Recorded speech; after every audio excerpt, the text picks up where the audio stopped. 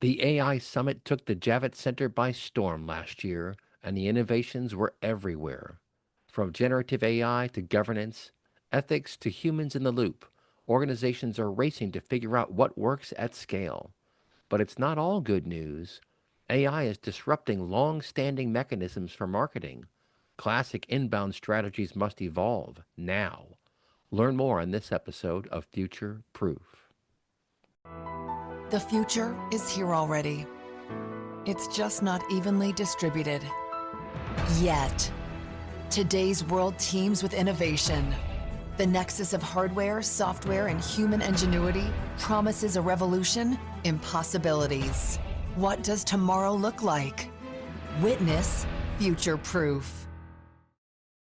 Yours truly, Eric Kavanaugh, is here with Rory Crone. He is the Senior Director of Marketing for a very cool thing called the AI Summit. And folks, I'm sure you've heard all about AI these days. Artificial intelligence is all the rage. Of course, it's not just Gen AI. There are lots of other kinds of AI that have been around for years, for decades, quite frankly. But Gen AI has definitely captured the imagination of the people in the business world. And so I'm sure that's a big part of what's happening at the summit. But Rory is dialing in live from the Javits Center, I believe, right? Rory, welcome to the show. Indeed, I am. Thanks very much. Thanks for having me. Yeah, so tell us what's going on. What's the hot topic? I'm sure that's AI, but any particular flavor of AI, like what's going on the show floor? Well, there is a real buzz on the show floor over the last couple of days here. We've had 6,500 people so far descend on the Javits Center. Wow. Yeah, that's 1,500 more than last year. So AI is the hot topic at the moment. In terms of what people are talking about, yes, Gen AI. Gen AI is the big one. Everyone is trying to implement it, wanting to know how to implement it, ways to scale it. But there's some really interesting other topics surfacing as well, such as governance, ethical considerations. You know, people thinking about AI as force coming to take over their jobs. But there is a lot of talk here over the last couple of days about the human element of it. And actually, it's not here to take your job, it's here to make you more efficient, enhance what you do. And if you know how to yield it, it will make you better at your job ultimately. So there's some really good debates and talks been happening across the show floor and in all the stages.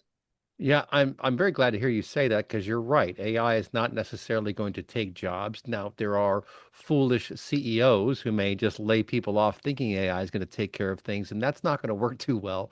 They usually wind up hiring a lot of those people back to Yeah. fix the messes that were caused. AI is a very powerful tool. I had one of my favorite people on the show the other day, and he had a funny comment. He goes, "Yeah, like any sharp tool, you can cut yourself. So you have to be careful with this stuff." And that's where Yeah. the governance storyline comes in, right, Rory? Yes, it is absolutely. And I think it's interesting. We run a show in London as well. So we run the ISM at London and we run them across the globe. Um, it is a topic that is talked about at every event, but it's interesting how, depending where you are in the world, the conversation is different. Obviously, Europe, they have passed an AI Act in the EU across Europe. Asia is also talking about an alliance between countries coming together to decide how they want to govern AI.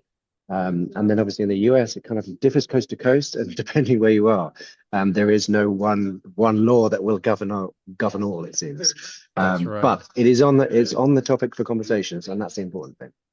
Yeah, and sovereignty. I mean, you're kind of hinting at that right now. That's one of the biggest topics of AI and where the data is kept. Of course, the EU has GDPR. The California folks passed the CCPA. Someone told me that 32 or 33 different states in the United States are either considering or working to pass some kind of legislation. And that's good. And it's also a bit concerning, especially if you have 30 different sets of rules to follow around the Hmm. world, that becomes a problem. But AI governance, you say, is a pretty hot topic, and that bleeds right into data governance because if your Hmm. data isn't governed, you're going to have a real hard time governing your AI, right? Do you see data governance per se as a hot topic? It's talked about. You can't separate the two. AI exists to make data easier to manage ultimately and to process data. So the conversation they are inextricable topics of conversation. Yeah. And so yes, it is talked about a lot. Um, I'll be honest, I haven't heard much about the data governance element. It's been more about the AI element and not letting your AI get out of control. Hmm. or Yeah. how you deploy it ethically, which then flows into, as you say, into the data, because then you have ethical AI installed.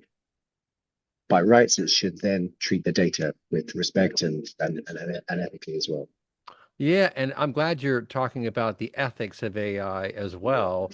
We were just talking on the show earlier today about this very same topic. What is ethical AI? Well, if you're having a conversation about that, you're at least on the road to getting there, right? As opposed to just blowing it off and kind of letting the AI do what it wants. And this brings Yeah. us back to the human in the loop. And for most enterprise use cases, what I'm seeing is that there are still humans very much in the loop monitoring these things. And in fact, Mhm, most Gen AI applications are really for personal productivity and are inwardly focused, meaning they are decision support. And that's a mhm. very safe place for it to be because there's still a human who can make the decision about what to do. And I think Yeah, that's the key is the right, the human is the ethical construct in this conversation in the workflow, right?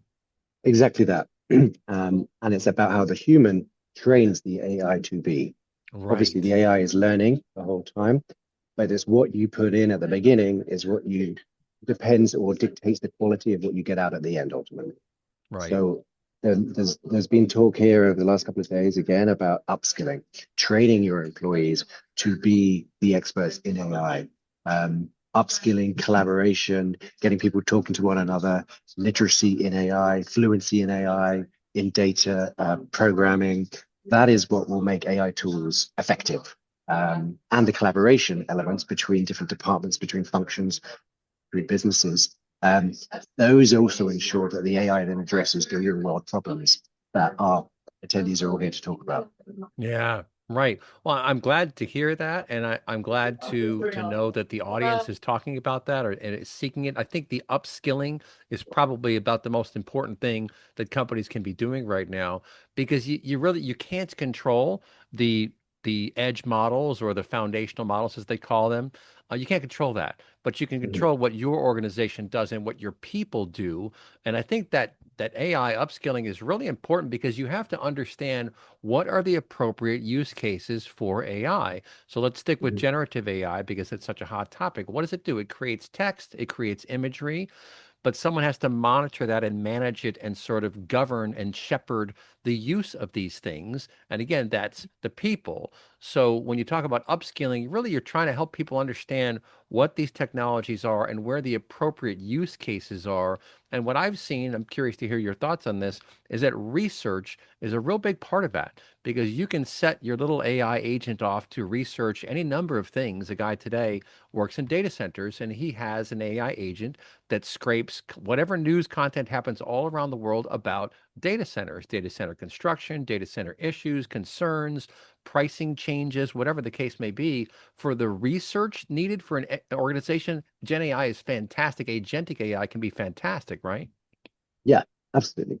And we see a lot of businesses using it. It's also a slightly dangerous topic in the sense that Jane and I, we talk about hallucinations Talk about what? and hallucinations. Oh, So that is hallucinations, when right? the AI starts to make stuff up on its own Right. when it can't find the answer ultimately. So again, back to the human element, that yes, it can go off, it can do all the research you want, it can gather information, but it does still need that human element to be checking it for accuracy and making sure that what it's spitting out the end or what it presents you with as a final piece of research perhaps is authentic and accurate. And that's certainly something we have a creative industry stage here on our show floor. It's the first time we've launched that. And it has been very busy over the last Hmm. few days. And it's a lot of people coming together from advertising, from journalism, from marketing. It's people who are using AI effectively. So these are the people who are, these are the industries where it's kind of the impact is being felt in terms of will this take my job? Will this replace what I do? If AI can go off and research or can write copy or can write um, articles, do I still have a job? And what's been really interesting to see across the stages is people using it and using it well and presenting to our audience how to make it work for you in these creative roles. Yeah, that's great news to hear. And you're a marketing director, so you're responsible for getting people to the show. And you know that Yes. there are all these channels that could be used. And I have to say, hats off on getting 6,500 people to come, 1,500 Mhm. more than last year. It's a 30% increase, if my math is Yep. correct here, which is That's good. quick maths. Yeah, that's good. The people in charge loved seeing that kind of thing. I've got a bit of a curveball question for you, though, because I'll tell you what I've seen, and media companies are seeing this, and the so-called organic web is seeing this. In the old days, by which I mean the last 20 years, most marketers would do inbound marketing. And what that meant was spending money on Google AdWords to get into the search term results that people would put into their Google little line trying to find Mhm. information. Well, a lot of that traffic is collapsing now because with ChatGPT and Gemini and Claude, you're getting the whole answer. And yes, they are giving little citations. Very few people click on those links. Yeah. So all of a sudden, I mean, everything has changed. I'm seeing this just widespread disruption and grave concern with marketers pulling their hair out. Of course, I already got that taken care of.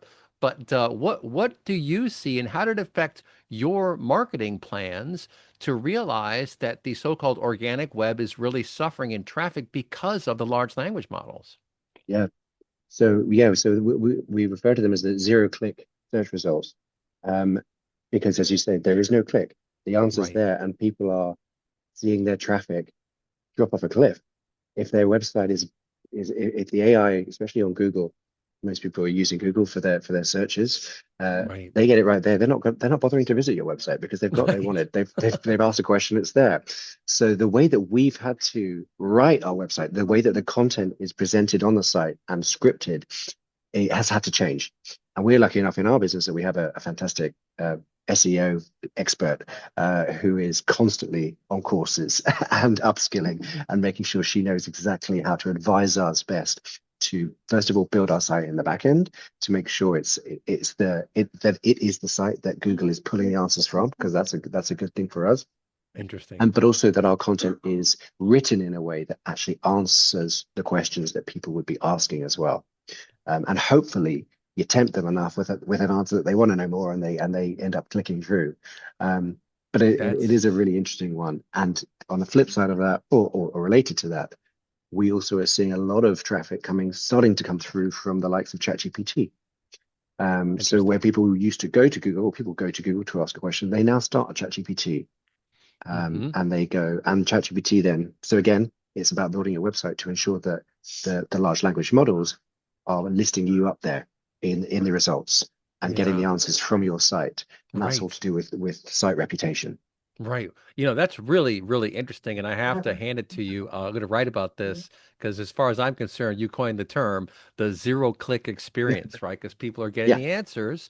And the false conclusion to draw is that you don't have to do all this work anymore because they're not clicking. No, no, no. You still have to do work, but to your point, and I'm also impressed that you are focusing on the content creation with the right mindset, which is answering the questions that people are going to ask. So, with Google, they built their entire multi-trillion dollar empire on keywords. That's it. It's Mhm. keywords in terms of search, it's AdWords in terms of the financing side of that. And of course, they got so successful that now you search for something and you get 30 ads before you get to any organic results. Yeah. That's also part of the problem. It's, of course, a problem of great success, but it's a problem nonetheless. So I think it's very clever that you are paying attention to these changing dynamics and changing the content on your site. Markdown, in terms of a format, I've heard is extremely good. The LLMs like Markdown, but it's Hmm. hard. You have to play around with things and then really test and evaluate. And that's why I hear about all these evals, right? Hmm. Well, we have a test and learn methodology is very much ingrained in our marketing team at the moment, and we have weekly meetings with this SEO expert that we have within the team to see, right, we tried this, we launched this page, how did it do? A Wow. week in, 2 weeks in. And I mean, when you're running a campaign such as ours for an event as popular as this, you're getting a lot of traffic, especially in these last, 6 weeks of the campaign. So it's a Right. great time to be doing these tests. I mean, it's not great for the stress levels as you're testing and just trying stuff out, but it's an enjoyable experience for my team because they get to really kind of get creative with how they create new pages and the content that they use and just the way that they write. And again, they're using AI to write the content, to make sure that it's correct and it's what people are searching for, and then they're tweaking it to fit our brand language and the way that we talk to our clients and our attendees. Yeah, that's excellent advice that you just gave, and I'm going to point something out and let you comment on it. Creative people want feedback. Creative people, if you're sitting there building pages, you want to know if it's working or if it's not working. So the fact that you meet every week and go over this is an incredibly good sign. That's a good process. That's a good Yeah. guardrail to ensure success because you have to be constantly monitoring what it's doing, in part because they also change. I mean, when the Mm, new model comes out with ChatGPT, they came out with the new model, said, yeah, you can't use the old models anymore. And a lot of people were like, huh? Well, what's that all about? And yeah. that's, of course, the problem of relying so heavily on some outside organization that can pull the rug on you. But I Oh have yeah. to say, that's a very, very good story you just gave about how your team works. Like you say, especially in the final weeks, because the more you play with these things, the more you learn about them and how they operate, the better you can use them, right? Yeah, exactly. Let's use the tools at our disposal in the right way. But it also, I'll tell you what, in terms of creativity, it helps you, it makes you get creative with the channels you use as well. So we're Interesting. not, we, for the first time in this campaign, we did a lot of out of home stuff around New York City, which we wouldn't usually do because it's not as trackable as, your digital channels. Um, but you, as I say, you've got to get creative because you don't know who's going to pull the rug out at any moment. So you don't want to put all your eggs in one basket. Yeah. So when you say, what did you say, out of home stuff? Is that Out like of home. billboards and So things? it's your bill, yeah, billboards, digital ads around the city. It's just Hmm. they, traditionally being used mostly for brand awareness, just to get your message out, get your brand out there, get it seen. Um, Yeah. Yeah, but that's yeah, interesting. You bring up an excellent point, and maybe we can kind of dig deeper into this in the next segment here, because there is this allure of the data and of understanding the data. Now, the downside of that with the digital world is a lot of that data is bots. A lot of that data is not real people yeah, clicking on things. So being able to discern between bots and human traffic, that's a big issue. But I'm glad that you're paying attention to all the other advertising venues out there, which are all oh the yeah, ones we relied on before the internet, right? yeah, And it's yeah. like Well, that stuff didn't go it's away. I tell you what, I think we're entering the return of the direct mail. People don't get posts anymore, but when you do, it's a little intriguing. You want to open That's it and see what's in funny. there. That's funny. So you guys were trying all kinds of different marketing, and to your point, you can't track it quite as well. But when you come in at 30% over last year, that in and of itself is a pretty strong statement. So it's like, okay, I Yeah, think that overall it works yeah. because that's the other thing too. And our first break is coming up here, folks. But the other thing too is to remember a comprehensive approach is going to get you to the finish line. Getting too lost in the weeds of the data that you can get from digital can be very distracting and very disruptive to your ultimate end goal, which is to get people to come to the conference. And what's the old expression? You can't argue with success. You've got a bunch of really good speakers. Who were some of the headliners this year? Yeah, do you know, we've had some great speakers this year. So we've had Nitzan Meckel, who's the Chief AI Officer at eBay. We've had Matthew Fraser, he's come to our show a couple of times now. He's the Chief Technology Officer for New York City. Hmm, We've had Aaron Rajan, who's the Chief Digital Information Officer and Global VP of Unilever. Nitin Seth, co-founder and CEO of Incedo. hmm. He has just launched his book at the show, which was kind of Nice. exciting. A lot of copies floating around. If, Yeah. hopefully some of them are signed as well. There you go. And yeah, big names. Well, and so there are obviously two huge worlds in the business environment. There's B2B, there's B2C. There's also B2B to C, all kinds of other things like that. But AI affects everybody. And I think Mhm. one of the more magical domains of AI, speaking to like someone like Unilever, is getting into that B2C and really understanding something we've talked about for decades and has never really been there, and that's personalization.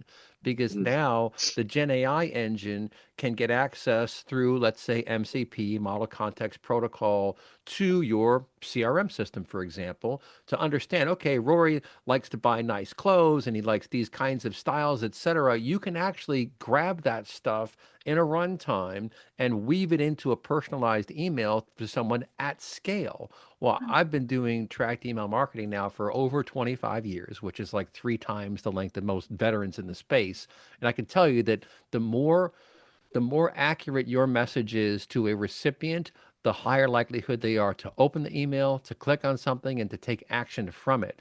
If you spam people with meaningless stuff that they have no interest in, that is very bad for your results. It's very bad Oh for yeah. open rates, click rates, everything. So, are you seeing a lot of companies talk about that personalization now with Gen AI? Yeah, it's certainly making it easier. Let's just say that. Yeah, I think it's as you said, excellent point. Is you can't spamming doesn't work anymore. People right, receive too many emails.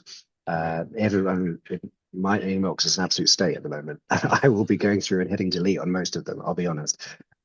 Unless there is something. First, two things: subject line. If that's personalized to you and it's something that you are interested in, you're gonna take note. If it's clever and I don't know, I'm a fan of alliterations for clever phrasing. That always Nice. captures my attention as well. But I'm sure the AI knows that somewhere. That's why I'm getting it in my inbox.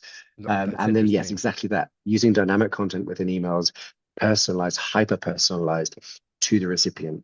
The AI is making that so much easier. Dynamic content's been around for years. We've been using that, but it's you deciding what the person should be reading as opposed to the other way around, Yeah, which right. is what we are going to see now with AI. Right. Well, and back to this general theme of AI helping your job as opposed to AI taking your job. I try to point out to folks that generative AI, especially these large language models, they're really consensus engines. And what that means is they're going to give you the average of what they've seen based upon their training and upon your prompt. And then the other interesting thing, and I just learned this the other day, and I've studied this stuff extensively, the models are designed, of course, to predict the next token. And whatever token comes out, which is usually like half a word or a word basically, will affect the next word that comes out. It's amazing how these things operate. And they are designed to not choose the most likely token because they want to be creative and generative. So that's why it's kind of dynamic, punchy writing. So when it comes to talking about a dog, it'll use the word hound instead of dog, for example. That is also a bit of a hallmark to know when someone is using, or at least have a good idea when they're using an LLM, because it's a little punchier than normal, although that's kind of how I usually write. So, I'm either impressed or concerned. I'm not sure which that the LLMs are tracking my style. And you can add a style to it too. But what I'm pointing out here is that you still need the human because humans have real creativity. LLMs are not creative, they're just algorithms. That's all they are. It's just algorithms crunching numbers. And that's the other side is that there's a lossy process here. And I explained to folks the reason they convert it to vectors is partly because you can't crunch letters and you can't crunch images, but you can crunch numbers. And so that's what they're doing is they're converting all these texts into tokens, which are vectors. Basically, it's mathematical. And there's a vector database that captures all the different concepts like dog, cat, radio, TV, all these things. But there are semantic levels that need to be monitored and watched for. But the point is, you still need the people, and the people are going to use the Gen AI and fine tune that stuff. Don't just take whatever it spits out and just and publish it. Be careful about that. But my point is that creative people should not be that concerned. Just learn how to use the new tools, right? Absolutely, yeah. And it's not just creatives. We have there's been cases in the UK, and I don't know if you've had it also over here in the US. We've got lawyers using these models to put their Yeah. cases together, to put their briefs together, and presenting it in court without reading it. I think they're quickly stripped of their qualification. Yes, Um, yes, but that's it's not good. exactly that. Yeah, it's not just good. It's being used cross industries. But yeah, as you say, it's always you got to check it. Well, and they're also good at just giving you A, ideas, and B, at sort of covering all the bases about something. I mean, people forget things like we are forgetful entities because you can't remember everything all the time. And so when you're planning out a project, they can be very useful for just reminding you of the different steps you take or the different component parts of something. And for anything that's been well trained on, like developing a marketing plan, it's going to do a pretty good job of giving you the basics that you need to cover, but you, the person, still need to go in there and add your personal flair, add your own creativity. That's the success factor, I think. What do you think? Oh, I know, I completely agree. I say to my team, what's interesting with my team, a lot of us, me personally, I went into marketing with a creative element. I like the creativity. But over the years, and especially with AI, we are both artists and scientists as now. So Yeah. you're using left brain and right brain. And it's interesting over the years that the people coming into marketing, when I used to interview back in the day, there's the people who are interested in, using clever wording or using the creativity or doing the design work. Nowadays, it's the people coming in with the data and the SEO, and because they enjoy dealing with big Yeah. amounts of data or the Yeah. psychological elements of it. So even just the type of people that different industries are attracting is changing. And I just see that continuing with AI, hugely Yeah. so. Well, and also, I'll just give you a fun little use case here, right? Because I was playing around and we're here in Pittsburgh, and there's a place called Station Square, which is a really cool little area. And it used to be a real hot spot, and now it's all kind of falling apart. There are only a couple restaurants left. It's not doing too well. Just things change. But I just did some research on it. Hard Rock Cafe closed, so we were a little sad about that. But I just did a Google search, and it had a Reddit post about this. And then under that Reddit post, there were like 250 comments. And I'm not going to sit there and read all that. But you know what I did? Control A, Control C, Open ChatGPT, Control V. Hey, please write a short article for me using all these comments. And it just banged it right out. So it allows you to consume larger amounts of text and content very, very quickly using that summary algorithm, right? Yeah, 100%. I mean, I use that all the time. In fact, I tell you what, I use it for long emails as well. Straight in. Give me the the 5 bullet points I need to know about this. Right, So yeah, right. Well, it's it's the useful. TLDR, right? I even didn't know, like, That's what is it. TLDR? Like, too long, didn't read. Oh, Yeah. okay. Kind of like some of my textbooks in college, right? But for it's like a cliff. It's like basically, they should call that algorithm Cliff's Notes, right? Because it's just Yeah. like you do the Cliff Notes, bing. It's Yeah. good. I mean, it doesn't technically summarize, but it gets so close to the accuracy that you need that it might as well summarize. And Mhm. here again is a use case. And this is what I keep telling folks about AI and Gen AI. Don't be so much afraid of it as concerned about what it does well and what it doesn't do well. And that summarization component in and of itself, I think, is just gangbusters in terms of value because it can get you through very difficult parts of your job and of your life if you could just quickly summarize something. I mean, that's just, and you look at what's happening with all these video conferences and how you have Otter and Fireflies and Read AI and even Zoom built in. What are they doing? It's very cool because now you can track not just the words being spoken, but the algorithms can track level of engagement or confidence of voice, clarity of questions, thoughtfulness of answers. And I would argue that's how these LLMs are trying to ascertain authenticity because they're looking at different dimensions. They're pulling stuff from YouTube, they're looking at the transcript, but they're also looking for different dimensions and beyond the old algorithms that Google came up with, because of course their whole thing was search and it was all based on text. Everything was based on text.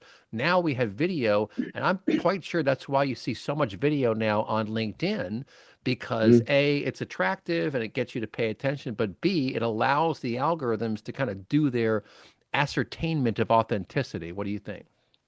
Oh, I think certainly on LinkedIn, it's a combination of people's attention span Yeah, declining over the years, right. um, and not wanting to read. But yeah, I completely agree.